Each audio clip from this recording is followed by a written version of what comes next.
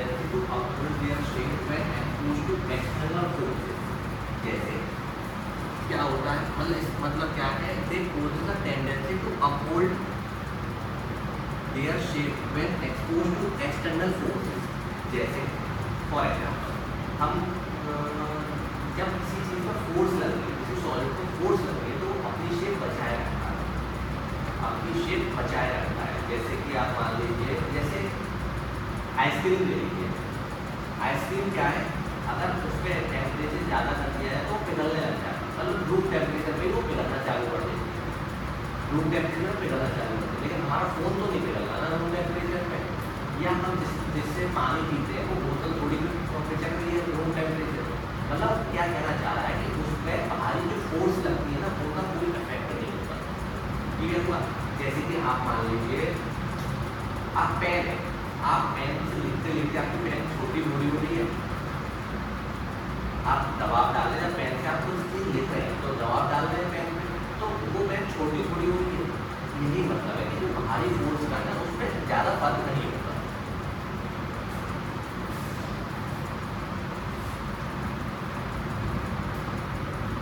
Clear हुआ ये?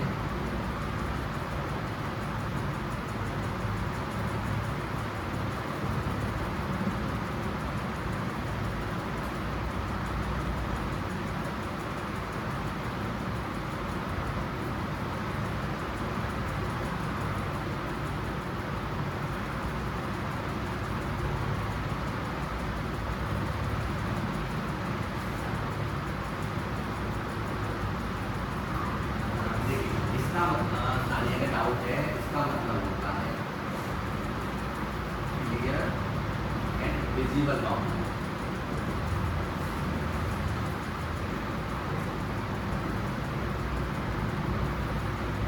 Clear and visible boundary. जैसे मान लीजिए ये हमारा फोन है,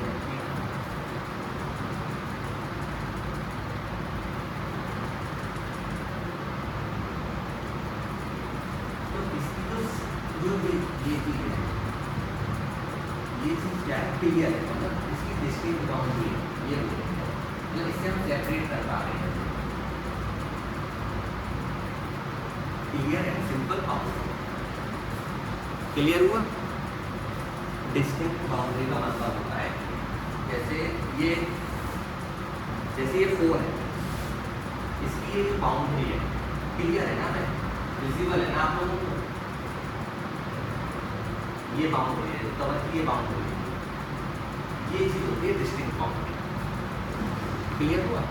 चलिए ये पॉइंट क्लियर, ये हो गया।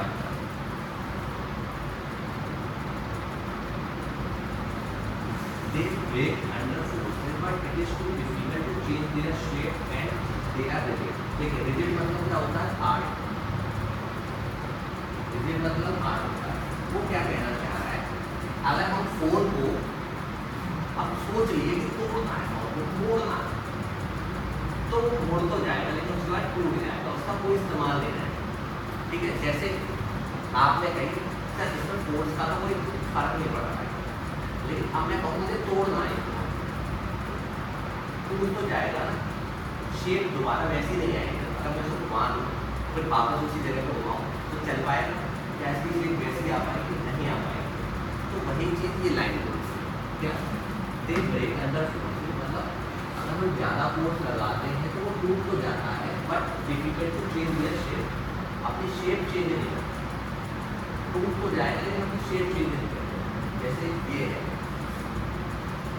अगर मैं इसे तोड़ दूँ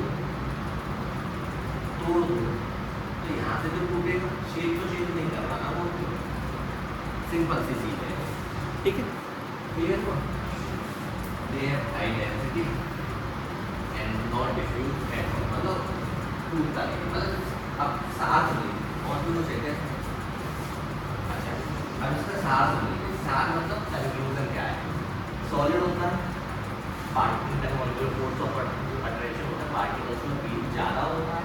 अगर हम कोई फोर्स लगा रहे हैं तो पहले से पास है तो और जितना पास होता है इसलिए ज़्यादा फर्क पड़ता है। और हम दबाव डाल रहे हैं उसमें तो पहले तो दबाव झेलने की कोशिश करता है, अगर कोई फोर्स डाल रहे हैं तो पहले उसको कोशिश करेगा कि खुद ही हैंडल करेगा, अगर नहीं हैंडल कर पाता है तो वो टूट जाता है लेकिन अपनी शेप नहीं करता। अपनी शेप नहीं लगाता। क्लियर हुआ इतना?